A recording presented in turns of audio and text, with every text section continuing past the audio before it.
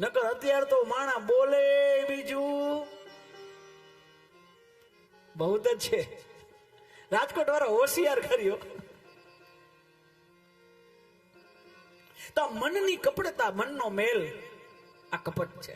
અને એક યાદ રાખજો, આપણે કોઈને ગિફ્ટ દઈએ ને, આપણે કોઈને ગિફ્ટ દઈએ તો કોઈ મોટું માણસ હોય તો આપણે વિચારીએ કે આને મારે શું દેવું જોઈએ.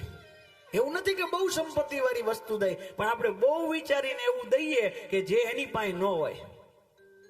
જો કોઈને આપણે વસ્તુ આપીએ, જો એની પાસે ન હોય તો જ એ કામની. એટલે આપણે બહુ વિચારીએ. તો એક સામાન્ય વ્યક્તિને વસ્તુ દેવા ટાણે વિચારીએ, તો ભગવાનને કંઈક આપવું હોય તો વિચારવું તો પડે ને કે ભગવાન પાસે શું નથી.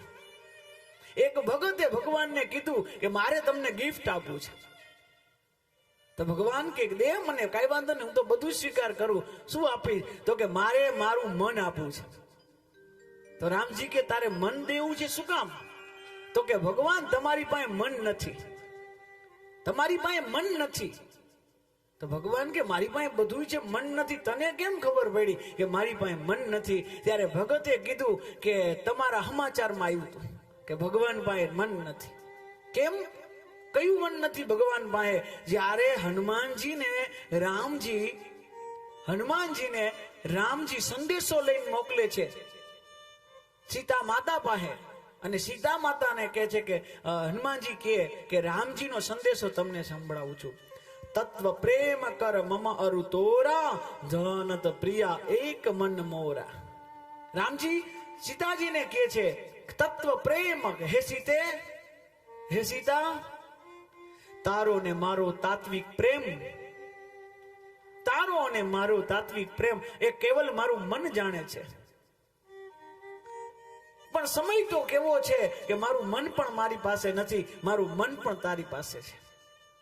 રામજી કહે મારું મન સીતાજી પાસે છે, એટલે રામજી પાસે પોતાનું મન નથી, એટલે ભગવાન પાસે મન નથી.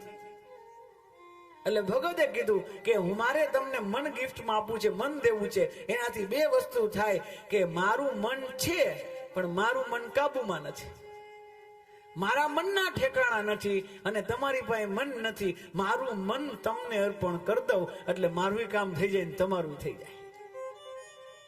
તો ભગવાન કે તારા મનનો તો હું સ્વીકાર કરું, પણ એક શરત છે, નિર્મલ મન જન સો મોહે પાવા. આ મારી શરત છે, કપટ વગરનો હશે તો સ્વીકાર કરીશ. કપટ નહીં જોઈ, કપટ રહિત મન હશે તો હું સ્વીકાર કરીશ. કપટ વગરનું મન ભગવાન સ્વીકાર કરે. અને એટલે તો આપણે મંદિરે જાય છીએ ને ત્યારે એમ કહી છે ભગવાન મારા નમન સ્વીકાર હો. આ નમનનો અર્થ શું છે? ન મન, મારામાં મન છે, કાબુમાં નથી, મારું મન તમને અર્પણ કરું છું એટલે મારા નમન થઈ જાય. આપણું મન છે એ ભગવાન માધવમાં લાગી જાય. નમન આપણે મન વગર ના થઈ જાય.